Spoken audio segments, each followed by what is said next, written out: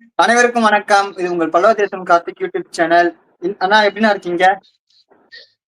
நல்லா இருக்கேன் குரு. நீங்க எப்படி இருக்கீங்க? நல்லா இருக்கீங்களா? நல்லா இருக்கேங்கண்ணா. அது மட்டும் இல்லாம நம்ம தமிழ்நாட்டு வளர்ச்சிக்கும், தமிழ்நாட்டு முன்னேற்றத்துக்கும் திமுக அரசு பட்ஜெட் கூட்டம் போட்டிருக்காங்க. அத பத்தி நீங்க என்ன நினைக்கிறீங்க?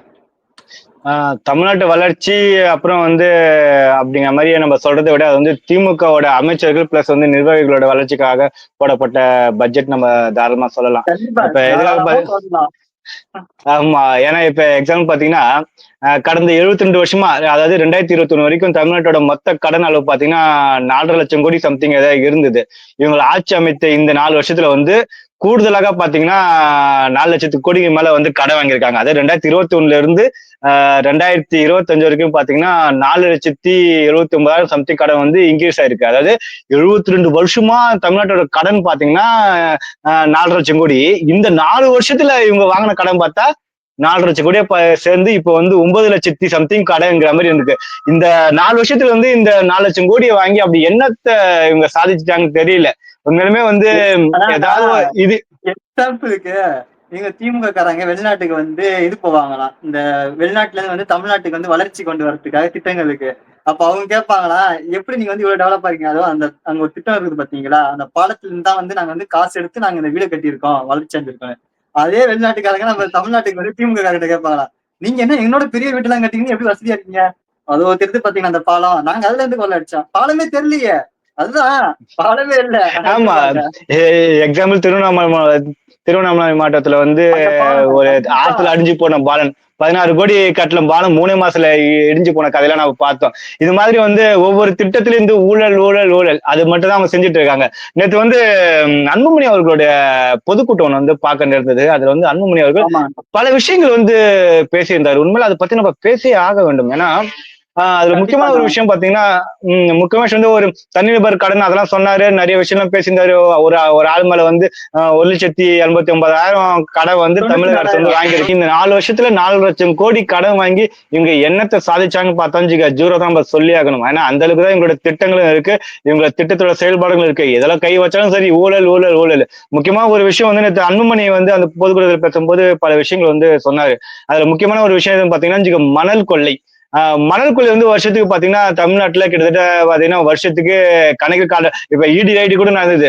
அதுல பாத்தீங்கன்னா இது வரைக்கும் நடந்த மணல் கொள்ளையில பாத்தீங்கன்னா 1,50,000 கோடி ஊழல் நடந்திருக்கா அப்படிங்கிற மாதிரி ஒரு விஷயம் சொல்லியிருந்தாங்க. அதுக்கப்புறம் மாசத்துக்கு 4,000 கோடி ஊழல பண்ற ஒரு துறை எதுவும் பாத்தீங்கன்னா மணல் தான். ஆனா கவர்மெண்ட் தமிழோட கவர்மெண்ட்டுக்கு இல்ல இல்ல அதான் டாஸ்மாக் 2வது. இது மணல் ஃபர்ஸ்ட் பேசிக்கலாம். சாதாரண மணல்ல என்ன மாதிரி ஊழல் பாருங்க. தமிழ்நாட்டு கவர்மெண்ட் ஆமா ரேங்க் 1 கண்டிப்பா நம்ம மணல் கொள்ளையை தாராளமா சொல்லலாம். மணல் கொள்ளையோட மணல் கொள்ளையோட அதாவது தமிழக அரசுக்கு மாசம் எவ்வளவு கணக்கு கட்டுறாங்க?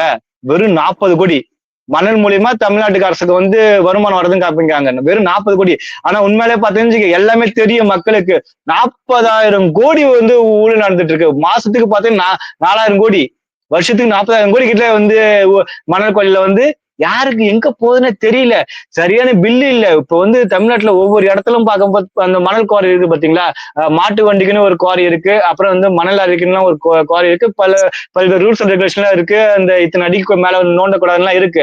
ஆனா இது எல்லா திமுக சொல்றது எந்த கட்சி ஆட்சிக்கு வந்தாலும் சரி, அதிமுக சரி திமுக இந்த மணல் கொள்ளையில அந்த அளவுக்கு கொள்ளைகள் அதிக அளவுக்கு நடந்துட்டு இருக்கு. தமிழ்நாடு அரசுக்கு வருவாய் பாத்தீங்கன்னா வெறும் 40 கோடியை கணக்கு காமிச்சிட்டு மிச்சம் 4,000 கோடி இங்க வருஷம் மாசத்துக்கு 4,000 கோடிங்கிறது எவன் பாக்கெட்டுக்கே போலன்னு தெரியலன்னு சொல்லிட்டு ஒரு விஷயத்தை அன்புமணி சொல்லி இருந்தாரு.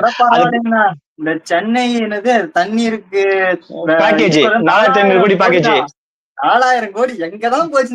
தண்ணியோட தண்ணியா இப்ப போயிடுச்சான்னு தெரியல சத்தியமா. அந்த இல்ல இப்ப அந்த 4,000 கோடி தண்ணி அந்த டிரைனேஜ் திட்டத்தை ஓவர்டேக் பண்ற மாதிரி அடியாறு நதியை அந்த கூவத்தை சுத்தம் பண்ற அப்படிங்கிற பேர்ல வருஷம் வருஷம் பாத்தீங்கன்னா 2,000 கோடி. ஆமா அதான் வருஷம் வருஷம் 2022ல பாத்தீங்கன்னா 2,000 கோடி, 2023ல பாத்தீங்கன்னா 2,000 கோடி, 2024ல பார்த்தா 2,000 கோடி. இப்பயும் அதே மாதிரி அப்படி அந்த அடியார் கூவம் ஆத்துக்கு மட்டும் இந்த வாய் நினைஞ்சுக்க அந்த அளவுக்கு கதரும் போல. ஏன்டா என்ன சுத்தம் பண்றேன்னு சொல்லி இப்போ திமுக காரனே சத்தியம் ஒரு மனசாட்சி இருந்தா, ஏப்பா என்னதான் நீ கிளீன் பண்ண ஒரு பில்லோ ஒரு வெள்ளை அரிசி மட்டும் வெளியே விடு அப்படின்னு கேட்டா இவங்க ரெடி பண்ணி விடுவாங்களா மாட்டாங்களா? அதெல்லாம் வாய்ப்பு இல்ல. வாய்ப்பே இல்லைதான். ஏன்னா பல வருஷமா வந்து பாட்டாளி மக்கள் கட்சி வந்து அந்த வெள்ளை அறிக்கை பத்தி பேசிட்டு தான் இருக்காங்க. அதெல்லாம் வாய்ப்பே இல்லைன்னா நம்ம சொல்லி ஆகணும். அப்படி வெளியிட்ட கூட அதுல வந்து என்ன கோல்மால் பண்ணுவாங்கன்னு யாருக்கு தெரியும். கூவாத்துல இது மாதிரியான ஒரு பட்ஜெட் போட்டு 2000 கோடி 3000 கோடி சொல்லிட்டு அது வந்து ஏமாத்தி வாயில போடுறது. அதுக்கப்புறம் பாத்தீங்கன்னா டாஸ்மாக் ஊழல் கண்டிப்பா சமீபத்துல கேட்டிருப்பீங்க. பிடிஆர் அவர்களுடைய கண்டிப்பாண்ணா. வாய்ஸ் ரெக்கார்டு ஒரு அமைச்சர், இன்னுமும் அவர் அமைச்சரா தான் இருக்காரு. அவருடைய அந்த வாய்ஸோட ரெக்கார்டு பாத்தீங்கன்னா டாஸ்மாக்ல 20,000 கோடி வந்து எங்க போகுதுன்னே தெரியலையா, யார்கிட்ட இருக்குன்னே தெரியலையா. சுத்தி சுத்தி அந்த கணக்கு வகைகள் பார்த்தா எதுவுமே இல்லையா. இவங்க இன்னொரு கணக்கு எப்படி தெரியுமா, இந்த எனக்கு எக்ஸ்ட்ரா தெரிஞ்சு இல்ல திமுக கிட்ட கேட்டு பார்க்கலாம். ஏன்னா அவங்களுக்கு தெரியலாம், வாய்ப்பு இருக்கலாம் எங்க இருக்குதுன்னு. சொல்ல மாட்டாங்க. அந்த இதுல வந்து அந்த டாஸ்மாக் பாத்தீங்களா, அந்த வசூல் ஆகுதுல்ல, அந்த ஆமாண்ணா. வசூல்ல அந்த கணக்கு வந்து அன்னைக்கே சப்மிட் பண்ண மாட்டாங்களா. இன்னைக்கு கணக்கு நாளைக்கு சப்மிட் பண்ணுவாங்க, நாளைக்கு கணக்கு வந்து நாளைக்கு சப்மிட் பண்ணுவாங்களா. இவங்க பண்ற ஆமாண்ணா. ஊழல் அது அந்த சவுக்கு சங்கர் பாட்டிலுக்கு. ஹீரோ ஆமா கூட சொன்னாரு. அது கூட ஆமா டேலி வந்து இவங்க டேலி ஆகாது. என்னதான் இவங்க தலைவனாலும் அந்த கணக்கு வந்து எப்படி பார்த்தாலும் இடிக்க ஆரம்பிக்குது அவங்களுக்கு. இவங்க அததான் மாட்ட பாட்டிலுக்கு வந்து ஆரம்பிக்கிறாங்க. இவங்க பாட்டிலுக்கு வந்து 10 ரூபாய்ல இருந்து 50 ரூபாய் வரைக்கும் எக்ஸ்ட்ரா வாங்குற காசுலாம் வந்து இன்னைய கணக்கு நாளைக்கு, நாளைய கிரெடிட் கணக்கு கார்டுல நாளைக்கு எப்படின்னா அப்படிங்கிற மாதிரி வாங்குறாங்க. வந்து கிரெடிட் கார்டுல புரியல. வந்து கிரெடிட் கார்டை போட்டாலும் அதே கமிஷன் தான் கொடுக்குறாங்க. அப்ப இது எப்படிதான் மாத்துன்னு சவுக்கு சங்கம் சொல்றாரு. அததான் இன்னைய கணக்கு நாளைக்கு, நாளைய கணக்கு நாளைக்கு அப்படிங்கிற மாதிரி வந்து கணக்கு வந்து மேட்ச் பண்ணிடுறானுங்க. இதுதான் நடந்துட்டு இருக்கு நம்ம டாஸ்மாக் ஊழல்ல. இப்ப கூட இடி ரைடு 1000 கோடின்னு சொல்றானுங்க. 1000 கோடி எல்லாம் வந்து சும்மா வந்து ஒரு பக்கம் தூசு தட்டுற மாதிரி. கிட்டத்தட்ட பாத்தீங்கன்னா கண்டிப்பா. டாஸ்மாக்ல மட்டும் பாத்தீங்கன்னா 20,000 கோடி வந்து அதிக அளவுல வந்து ஊழல் பண்ணிட்டு தான் இருக்கானுங்க. அது வந்து ரெண்டு கட்சியும் சரி. இன்னொன்னு பாத்தீங்கன்னா டாஸ்மாக்ல கொள்முதல் பண்றதுக்கும் விற்கிறதுக்கும் ஏன் மலையளவு டிஃப்ரெண்ட் இருக்குன்னு அப்படிங்கிற மாதிரி வந்து ஒரு நியூஸ் எல்லாம் வந்துட்டு இருக்கு. அந்த அளவுக்கு கொள்முதல் பண்றதுக்கும் விற்கிறதுக்கும் வந்து அதுக்கு வந்து ரெக்கார்டே இல்லைங்கிற மாதிரி எல்லாம் சொல்லிட்டு இருக்கானுங்க. இடி ரைடு இன்னும் ஃபுல். கண்ணுக்கு தெரிஞ்சே திமுக என்னென்ன பண்றாங்கன்னு உங்களுக்கு தெரியாதுதா, யோசிச்சு பாருங்க. கண்ணுக்கு தெரியாம என்னென்ன பண்ணலாம். அதுதான் அந்த இடி ஐடி வந்து இன்னும் ஃபுல் இது வந்து நம்ம அவங்க வந்து கம்ப்ளைண்ட் பண்ணலாம்னு நினைக்கிறேன். அதோட இது முடியும் போது கண்டிப்பா வந்து மறுபடியும் வந்து ஒரு தமிழக அமைச்சர் வந்து கண்டிப்பா அரெஸ்ட் பண்றதுக்கான அனைத்து வாய்ப்புகளும் இருக்கு. அது இல்லாம இந்த தமிழக பட்ஜெட்டை வந்து அனைத்து கட்சிகளுமே அந்த திமுக கூட்டணி கட்சிகளை தவிர்த்து மத்த எல்லா கட்சியும் பார்த்தீங்கன்னா காலி முடிஞ்சிட்டாங்கன்னு தான் சொல்லி ஆகணும். ஏன்னா அந்த அளவுக்கு ஒரு மட்டமான ஒரு பட்ஜெட்டா தான் இருக்கு. அதுக்கப்புறம் இன்னொரு அதுக்கு முக்கியமான ஒரு இவரு பாட்டாளி மக்கள் கட்சியில இருந்து அந்த நிலநிலை அறிக்கை ஷேடோ பட்ஜெட் ரீசெண்டா அதை அப்படியே காப்பி பண்ணி பேஸ் பண்றத விட ஓரளவுக்கு ரீசன்சபிளா இருக்கும் போல. அதுதான் இந்த இப்ப இன்னொரு விஷயத்தை பத்தி நம்ம பேசி ஆக வேண்டும். அந்த என்ன விஷயம்னு பாத்தீங்கன்னா இந்த கடல் நீரை குடிநீராக்கும் திட்டம் சொல்லுவானுங்க. தமிழ்நாட்டுல ஆமா, அவ்வளவு நான் மழை கூட பெய்யுது, ட்விட்டர் சென்னையில அவ்வளவு பார்த்தேன். அத வந்து தமிழ்நாட்டுல அவ்வளவு மழை பெய்யுது, சென்னையில பார்த்தா இத்தனை வருஷத்துக்கு இல்லாத ஒரு மழை அப்படிங்கிற மாதிரி எல்லாம் கதை விடுறானுங்க. சரி ஓகே, ஆமா. அந்த தண்ணியில எங்கட சேர்த்து வைக்க, அது தண்ணியில சேர்த்து வச்சா தமிழ்நாட்டு மேல சென்னைக்கு வந்து தண்ணீர் பஞ்சமே இல்லாத ஒரு விஷயம் இருக்கும். தமிழ்நாட்டுக்கு வந்து அந்த 4000 கோடி அங்கங்க 4000 கோடி ஞாபகம் இருக்குங்களா? 4000 கோடி அதெல்லாம் வந்து என்னதான் பண்ணான்னு அது தெரியல. வந்து டிரைனேஜ் ஊழல்ல வந்து போயிடும். நம்ம வந்து அதுல அதை பத்தி பேசினா இன்னும் நம்ம அதுக்கு தனியா ஒரு வீடியோ போடலாம். அந்த அளவுக்கு இருக்கு. இந்த கடல்நீர் குடிநீராக்க திட்டம் வந்து அது பேசிடலாம. இப்ப மழை பெய்யுது, அந்த தண்ணியை வந்து கடல்ல விட்டுருவாங்களாம். மறுபடியும் வந்து கடல் நீர் குடிநீராக்கும் திட்டத்துல அது ஒரு 30,000 40,000 கோடியை போட்டு மறுபடியும் கடல் நீரை குடிநீராக்கும் திட்டமா. திராவிட அதுக்கு வந்து மாடல்னா நீங்க சும்மா இல்ல. திராவிட மாடல் உன்னிப்பா கவனிக்கணும். இது என்ன மாதிரி சொல்றாரு இல்ல, என்ன சொல்றாரு? நாங்கள் செய்யும் செயலை உன்னிப்பாக கவனிங்கள். அவங்க செய்யற செயல உண்மையா கவனிச்சுக்க. ஆனா இது மாதிரியான விஷயங்கள் ஊழல்களை வந்து மடைமாற்றுவதற்காக மட்டும்தான் இந்த மொழி பிரச்சனை. இந்த இன்னும் பாருங்க 2026 எலெக்ஷனுக்குள்ள தமிழ்நாட்டுல எவ்வளவு பெரிய சாதி சண்டைகள் நடக்க போகுது, எவ்வளவு பெரிய மொழி சண்டைகள் நடக்க போகுது பாருங்க. தமிழ்நாட்டோட மக்களோட உணர்வுகளை வந்து இது மாதிரியான தவறுகள் ஊழல்களை வந்து மூடி மறைப்பதற்காகவே தமிழ்நாட்டு மக்களோட உணர்வுகளை வந்து தூண்டி என்ன வந்து டவுட்னா வேடிக்கை பார்க்கறதுல மக்களுக்கு வந்து கண்டிப்பா திமுக வந்து மிகப்பெரிய அளவுல ஒரு சாதனை பண்ண போதான் சொல்றோம். என்ன சாதனைக்கா? எனக்கு அதாவது என்ன டவுட் மக்களோட உணர்வுகளை தூண்டி கலவரம் பண்றதுல திமுக சாதனை வந்து அதிக அளவுல சாதனையா இருக்குன்னு சொல்றோம். இல்லைண்ணா, எனக்கு என்ன டவுட்னா இந்த மக்களுக்கு வந்து நாட் எனி சென்ஸ், அதாவது அப்படி சொல்ல வரல. ஒரு சிந்திக்கிற திறன் வந்து எப்பவுமே இருக்காதா?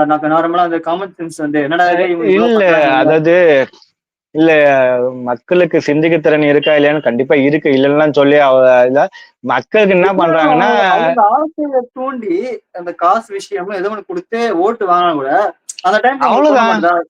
இப்போ இப்போ இது ஓகே. ஒரு ரூ. 4000 ரூ. 7,000 டிஎம்கே குடுக்குறாங்கன்னு வச்சுக்கோங்க. அடுத்த வாடிக்கை அவங்ககிட்ட ரூ. 10,000 நம்ம வந்து புடுங்க தானே போறோம். 10,000 அதோட அதிகமா தான் புடுங்க போறான். லட்சமா புடுங்க தான் மக்கள் போறான் வந்து அடுத்த இல்ல வாட்டிக்கு. உண்மையிலுமே இல்ல இல்ல இல்ல மக்கள் வந்து உண்மையிலுமே இந்த மாதிரியான யோசிக்கிற திறன் இருந்தாச்சுக்க 2016 அன்புமணி முதலமைச்சர் ஆயிருப்பாரு. ரெண்டாயிரத்தி கண்டிப்பாங்க. 2021 சீமானு வந்து ஒரு எதிர்க்கட்சி தலைவராச்சும் வந்திருப்பாரு.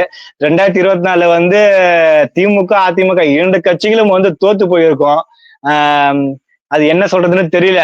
ஏன்னா எல்லாமே மக்களுக்கு வந்து தெரியாமலாம் இல்ல, ஊழல் நடக்கிறது தெரியும், எல்லாமே தெரியும். இருந்தாலும் நான் திமுகவுக்கு தான் ஓட்டு போடுவேன், நான் இருந்தாலும் அதிமுகவுக்கு தான் ஓட்டு போடுவேன் அப்படிங்கிற கோஷ்டிகள் இருக்க வரைக்கும் பாத்தீங்கன்னா இது மாதிரி ஊழல்கள் பார்த்தா தொடர்ச்சி நடந்துதான் இருக்கும். இன்னும் ஊழல் நிறைய பேசலாம். அன்புமணியை கொஞ்சம் பேசின அந்த வீடியோஸ் எல்லாம் பாருங்க, அவ்வளவு வந்து தோல் உரிச்சு காட்டியிருப்பாரு. அதுக்கப்புறம் வந்து சமீபத்தில் சீமானோட வீடியோ எல்லாம் பார்க்கும்போது அவ்வளவு விஷயங்கள்லாம் பேசியிருப்பாங்க. ஆனா ஆமா. மக்கள் மக்களோட அவங்க கையில தான் ஓட்டு உரிமை இருக்கு, அவங்க தான் சிந்திக்கணும். என்ன பண்ணுவாங்கன்னு தெரியல. கண்டிப்பா இவ்வளவு பெரிய ஊழல் எல்லாம் நடந்திருக்கு. உண்மையிலுமே டாஸ்மாக் ஊழல், மணல் ஊழல், அதுக்கப்புறம் வந்து இந்த அடியார் கூவ நதி ஊழல், இதெல்லாம் வந்து கண்டிப்பா ஏத்துக்க முடியாத ஒரு ஒரு கண்ணுக்கு தெரிஞ்சே நடக்கிற ஊழல். மக்கள் கொஞ்சமா என்னடா போன வருஷம் தான் 2000 கோடி ஒதுக்குறானுங்க, இந்த வருஷமும் 2000 கோடி ஒதுக்குறானுங்க, அப்படி என்னதானே அடையார் கூவத்துல இருக்கு? அது சின்ன யோசிக்கிற திறமை வந்து நம்ம சென்னை மக்களுக்கு இருந்துச்சுக்க, சென்னையில திமுக வந்து ஒரு இடத்துல கூட ஜெயிக்காது. மழையில வந்து மிதக்குறாங்க. அப்படி மிதக்கு அந்த ஒரு புரிதல் இருந்துச்சுக்க, மறுபடியும் திமுக வந்து சென்னையில ஜெயிச்சிருக்காது. அதுக்குதானே இவ்வளவு அமௌண்ட் பண்ணியும் குடுக்குறாங்க. இவ்வளவு நடந்தோம். இல்ல அதுதான் சொல்றேன். அமௌண்ட் வாங்கி நீ ஓட்டு போறேன்னா அதுக்கப்புறம் என்ன நீங்க வந்து மறுபடியும் எதுக்கு அந்த அரசாங்கத்தை திட்டுறீங்க? நீ காசு வாங்கி ஓட்டு போடுற, மறுபடியும் அவன் அப்படிதான் பண்ணுவான். அதுக்கப்புறம் வந்து மழை வந்துச்சு, தண்ணி வந்துச்சு, அது வந்துச்சு, இது வந்துச்சுன்னு சொல்லிட்டு மறுபடியும் அவங்க இப்ப சென்னையில வந்து இப்ப இன்னொரு முக்கியமான ஒரு விஷயம் சொல்லியே ஆகணும். சென்னையில வந்து குடிசைகள் எங்கேயாச்சும் இருந்துன்னா, அந்த குடிசைகளை வந்து நாங்க காங்கிரீட் வீடு கட்டித்தரோம் அப்படிங்கிற பேர்ல சென்னையை விட்டு போட்டுருவானுங்க. 20 கிலோமீட்டர் கண்ணகி நகர், செம்மஞ்சேரி, அந்த கண்டிகை அப்படிங்கிற மாதிரி அந்த இடத்துல வீடு கட்டி ஏன் மொத்த மக்கள் போய் அவங்க அங்க போய் இருக்கிற ஏரியாவுக்கே அங்க போட முடியாதாங்களா அவங்களால? இல்ல இல்ல அதுதான் சொல்ல வரேன். அங்க போய் போட்டுருவானுங்க. அப்படி போட்டுட்டு உடனே பாத்தீங்கன்னா இங்க எங்கேயாச்சும் சென்னையில எங்கேயாச்சும் திருடு சம்பவம் நடந்ததுன்னு வச்சுக்கோ, உடனே போவானுங்க. கண்ணகி நகருக்கு போவானுங்க, செம்மஞ்சேரிக்கு போவானுங்க, கண்டிகைக்கு போவானுங்க. திருட்டு பையன் திருட்டு பசங்க அங்கதான் இருக்கானுங்களா? ஏன் கண்ணகி நகர் தான் அவங்க கண்ணுக்கு தெரியுமா? இப்ப குடிசை மாற்று வாரியம்னு சொல்லிட்டு என் குடிசை போட்டு தங்கி இருக்கானுங்களே, அங்க தங்கி கொஞ்சம் திரும்பி இடத்துலயே அவங்க பார்த்தா அந்த அவங்க மக்களுக்கு ஏரியாலயே இருப்பாங்கண்ணா. பின்னாடியே இருப்பாங்க. அவங்களே கூட இருக்கலாம். சொல்ல முடியாது. அதாவது இப்ப வந்து குடிசை போட்டு தங்கியிருக்காங்க பத்தியா, அந்த மக்களுக்கு அதே இடத்துல வந்து நல்ல வீடு கட்டி தர முடியாதா? அவங்கள காலி கண்டிப்பா பண்ணிட்டு பண்ணி தரலாம்ண்ணா. சொகுசுமா அந்த இடத்த வந்து இவங்க வந்து ஆட்டி போடுறது, அது மாதிரியான விஷயத்துல தான் ஈடுபட்டு இருக்காங்க, நம்ம சொல்லி ஆகணும்.